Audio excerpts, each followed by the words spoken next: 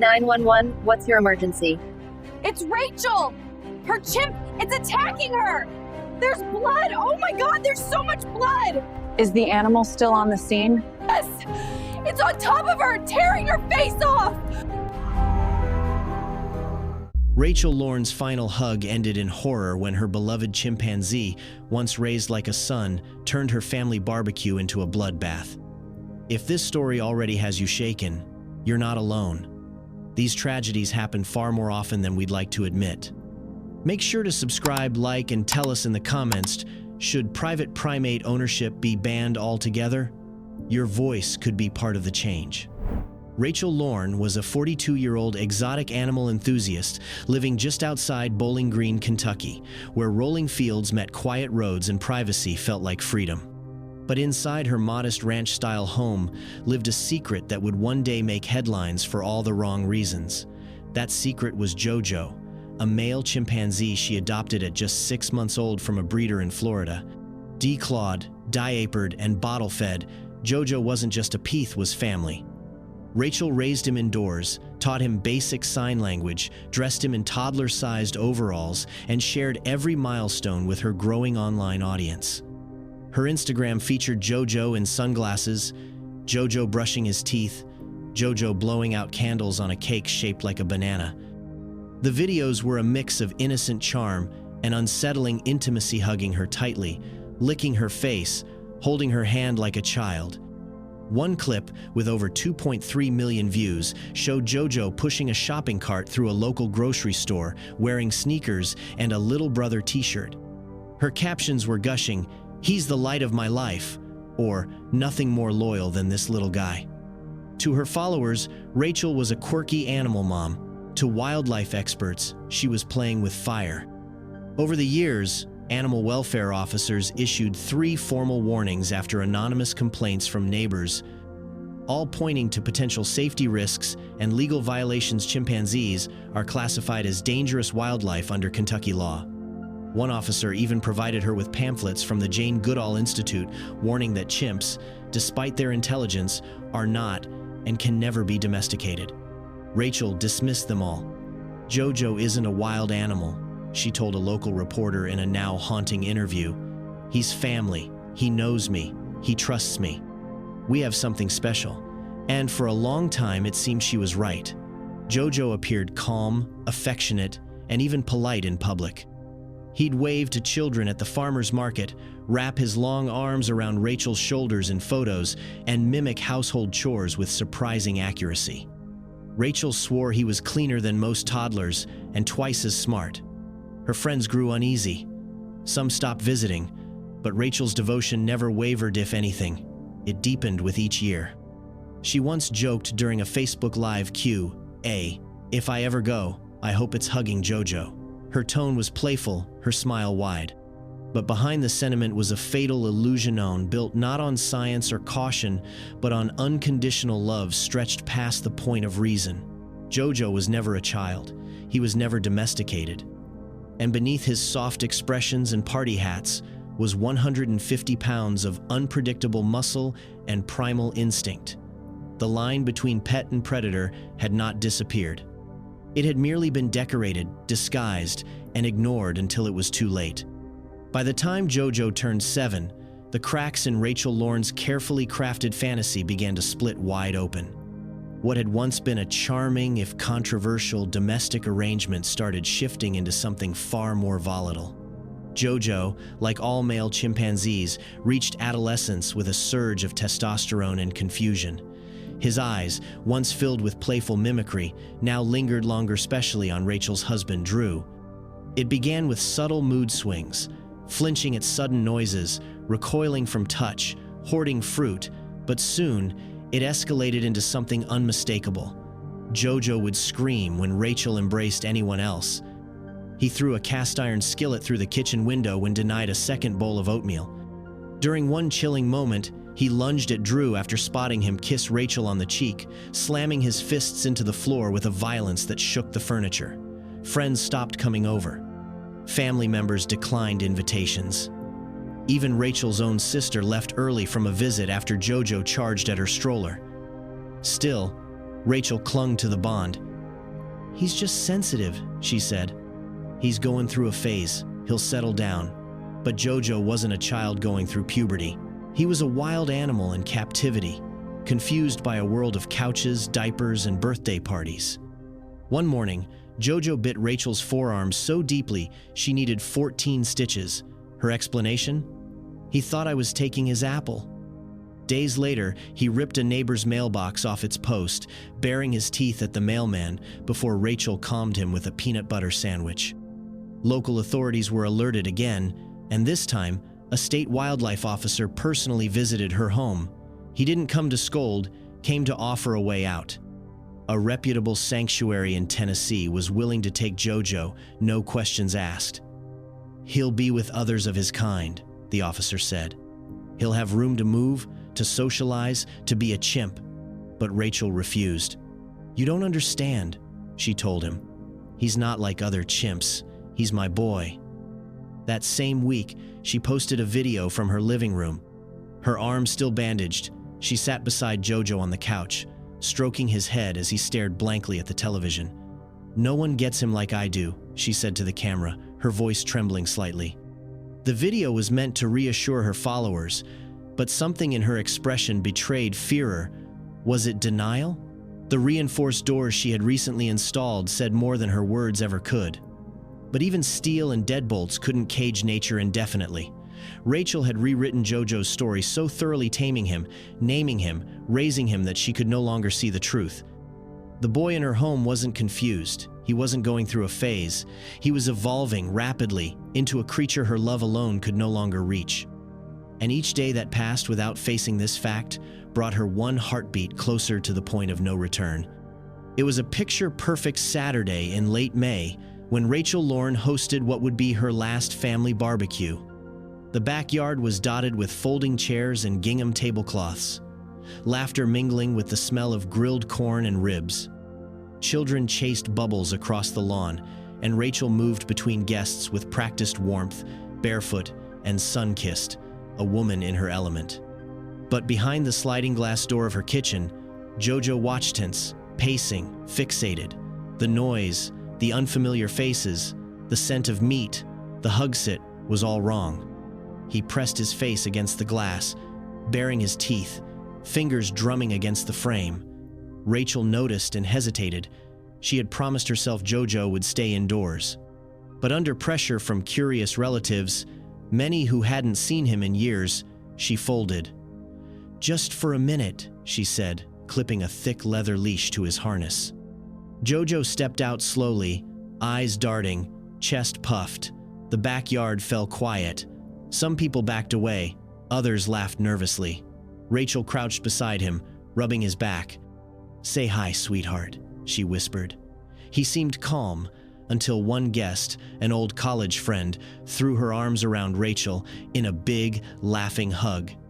That single act cracked something in Jojo. He shrieked, tugging the leash so hard it pulled Rachel forward. His lips curled back, revealing long yellow canines. Rachel scolded him gently. "No, baby, it's okay," but the leash snapped. In an instant, Jojo lunged. There was no warning, no hesitation, no buildup. He leapt forward, grabbing Rachel's head with both hands, sinking his teeth into her cheek with animal force. Gasps turned to screams. Blood sprayed across Rachel's white blouse as Jojo pulled her to the ground, pounding her with his fists, tearing into her scalp and throat with jagged bites. Rachel beneath him whispered, "It's okay, baby," even as her voice turned to a gurgle. A cousin rushed in, slamming a metal folding chair into Jojo's back. Jojo didn't flinch. He stood up, holding Rachel's hair in one hand, and hurled the chair across the yard like it was made of paper. Guests scattered in every direction. One man threw a cooler at Jojo, another grabbed a rake, but nothing stopped him. Jojo crouched over Rachel again, making low, guttural sounds, his hands and mouth slick with blood. In those seconds, the backyard transformed from a family gathering into a scene of carnage. The grill was still sizzling, a sprinkler continued spinning lazily. But in the center of it all, a beloved pet, raised in diapers and tutus, was rediscovering what it meant to be a wild animal. The woman who had taught him to sign, who had held him like a child, now lay broken beneath him, her face barely recognizable, her body twitching. The guests could only watch, frozen in horror, as the illusion unraveled completely. The final hug had not been a tender farewell. It had been the spark that lit the fuse. And now, no one, not even Rachel, could put it out. The call came through at 2:47 p.m. panicked, breathless, barely coherent.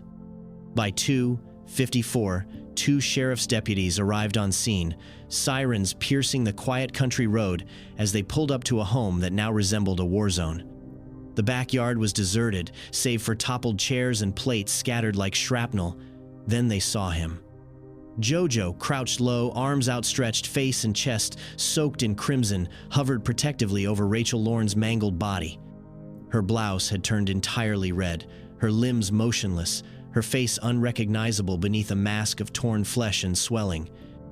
As the officers stepped closer, weapons drawn, Jojo let out a piercing screech and suddenly charged. One deputy fired, twice striking the chimp in the shoulder and lower abdomen. Jojo staggered but didn't go down. Instead, he turned and bolted through the open sliding door, disappearing into the house, blood smearing across the walls as he climbed furniture, knocking over lamps and clawing at curtains. Officers secured the perimeter, but no one dared enter. Animal control was summoned, and tranquilizer teams prepared for what would become a tense, 4-hour standoff. From behind drawn blinds, Jojo was occasionally glimpsed pacing, slapping windows, staring out with something between fury and confusion. Finally, just after 7 p.m., a specialized wildlife officer with a dart rifle managed to strike Jojo through a crack in the bathroom door. He collapsed minutes later, sedated but alive. That reprieve would be short. After consultation with veterinary experts and behavioral specialists, the decision was made. Jojo was classified as irreparably dangerous and beyond rehabilitation. His injuries from the gunshots were severe, but not fatal. Still, the consensus was clear: this animal could not be allowed to return to any environment. At 9:16 p.m., Jojo was euthanized at the scene by a state-licensed veterinarian. The body was placed into a black containment bag and driven away under police escort. No press was alerted. No photos were released. Rachel's backyard, once a place of cookouts and corny birthday banners, now looked like the aftermath of a violent riot. Shattered plates lay among bloodied tufts of grass. A spatula rested atop the grill, stained red where it had fallen. Rachel's flip-flops, bright pink, were found several feet apart, as though she'd been torn from them mid-motion. In the living room, Jojo's toys were still scattered. A plush bear, a mangled sippy cup, a DVD menu frozen on the TV. It was the wreckage of 2 worlds colliding: domestic fantasy and biological reality. In the days that followed, Jojo's remains were cremated at a wildlife facility under a numbered case file. No family stepped forward to claim the ashes. No urn was requested. There was no vigil, no eulogy. Just an unceremonious end to a life once celebrated in videos and posts, now scrubbed clean in silence. Jojo, who had once posed in birthday hats and kissed Rachel's cheek for the camera, left behind no legacy, only a scorched void where love had tried and failed to rewrite nature's laws. Rachel Lorne succumbed to her injuries 48 hours after the attack, never regaining consciousness. The trauma to her skull had been 2 extensive multiple fractures, exposed brain tissue, and blood loss beyond what emergency responders could stabilize. Her passing was announced quietly by the hospital, but the media storm that followed was anything but silent. By sunrise the next day, her story was everywhere. Beloved pet turns killer blared across morning news tickers. Final hug ends in horror. Woman mauled by own chimp at family BBQ, and when animals snap, another preventable tragedy flooded national headlines. Talk shows dissected her social media videos, playing clips of Jojo hugging her, riding a scooter, or licking peanut butter off her face, each now recontextualized as eerie premonitions. Overnight, Rachel transformed from quirky animal mom to a cautionary icon. Legislators in Kentucky, previously stalled on wildlife regulation, drafted what they called the JoJo Law, a bill proposing a full ban on private ownership of primates, retroactive to include current owners.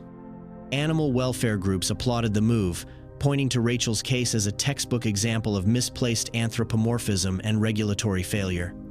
But the internet was far from unified in judgment. On Reddit, threads debated her fate with ferocity. She played God and paid the price. She loved him. That should count for something. TikTok tributes portrayed her as a misunderstood empath, set to melancholy music over old clips of JoJo kissing her cheek. Others were less forgiving, editing her videos with ominous filters and captions like, "This didn't age well." Animal behaviorists weighed in, most echoing the same sentiment. JoJo was never domesticated. He was a ticking time bomb.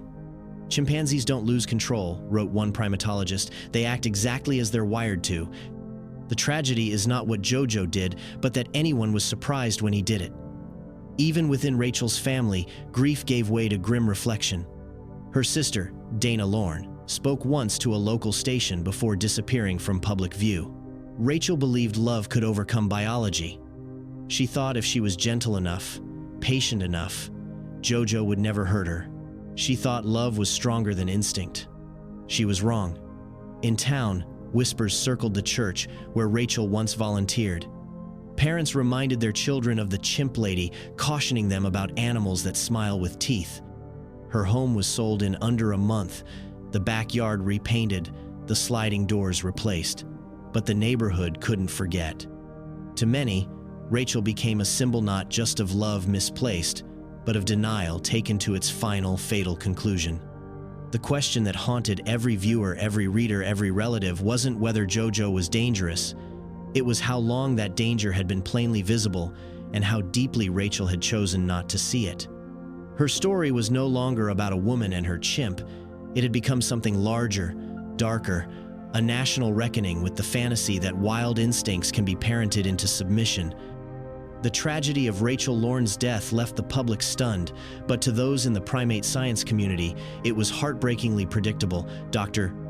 Lena Cartwright, a primate neurobiologist with over 20 years of field and captive experience, was among the first to speak out. "We've seen this pattern again and again," she stated in a televised interview. "Chimpanzees are not dogs, they are not children. They're 1.5 times stronger than the average adult male human, with cognitive capacities that make them both emotionally complex and biologically volatile. That combination is a recipe for disaster in domestic settings." At around 7 to 9 years of age, male chimpanzees reach sexual maturity, a phase that comes with sweeping hormonal changes, intensified territorial behavior, and a need for hierarchical dominance instincts that are in direct conflict with the constraints of suburban human life. JoJo, experts concluded, had likely been experiencing acute sexual frustration and confusion. With no other chimps to socialize with, no ability to assert rank or court a mate, he had begun to channel his instincts toward the only troop he recognized: Rachel and her family. Cartwright elaborated, "When he saw Rachel hugged by another man, that was interpreted through the lens of instinct. He reacted not as a pet, but as a rival male.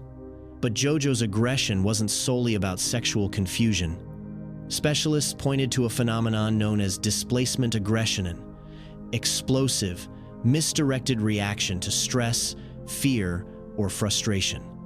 In chimpanzees, it can erupt without warning, often targeting familiar individuals, especially if those individuals are perceived as vulnerable.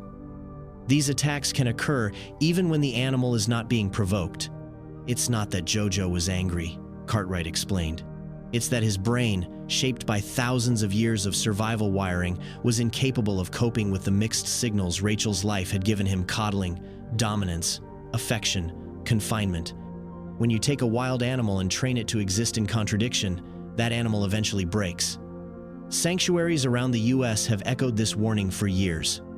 Unlike zoos or accredited facilities, private homes lack the infrastructure to deal with the full behavioral arc of a maturing chimp. Many sanctuaries now explicitly refuse to accept chimps raised as pets because they're often too socially fractured to integrate safely with others. We call them domesticated wild bombs, said Dr. Elise Monroe of the North American Primate Rescue Coalition. They look tame, act familiar, but they carry the full potential of their species' wild aggression, just waiting for the right or wrong trigger. Rachel's mistake was not malice, it was misinterpretation. She loved Jojo, and in doing so, she humanized him. She mistook mimicry for empathy, obedience for trust, affection for safety. But primatologists warned that apes raised in human homes learn the behaviors of children without the social inhibitions of humans. They can smile while planning an attack, they can hug before they bite, and when they finally do snap, the violence is not a breakdown in the bond, it is the bond itself, forced into an unsustainable mold, shattering on impact. The backyard where Rachel once grilled ribs and played music from a Bluetooth speaker now holds nothing but silence. The patio furniture was hauled away by relatives, the stained concrete scrubbed with bleach until only faint discoloration remained. No one dares host a barbecue there anymore. Months after the attack, the property was quietly listed and sold to an out-of-state couple who knew little of its history. Locals still refer to it in hushed tones, the house where the chimp lady died. Children are told not to walk too close to the fence, and delivery drivers avoid lingering at the door. What was once a home filled with laughter, TikTok videos, and carefully curated snapshots of domestic life has become a ghost of a cautionary tale. But the digital echoes are harder to silence. On social media, Rachel's old videos resurface again and again. Jojo in tiny denim overalls, clapping his hands as Rachel bakes cupcakes. Jojo wrapped around her shoulders, pressing his lips to her cheek. Jojo making signs with his fingers that followers once claimed meant, "I love you." These clips, once symbols of quirky devotion, now play with an eerie resonance. Comment sections are filled with disbelief, sorrow, and cold hindsight. This is hard to watch now. It was always going to end this way. She really thought he loved her back like a human would. Others post side-by-side comparisons, Jojo's smiling face frozen mid-frame next to headlines about the attack. The juxtaposition, as chilling as it is heartbreaking. Rachel's story, once her own, is now a viral lesson for others.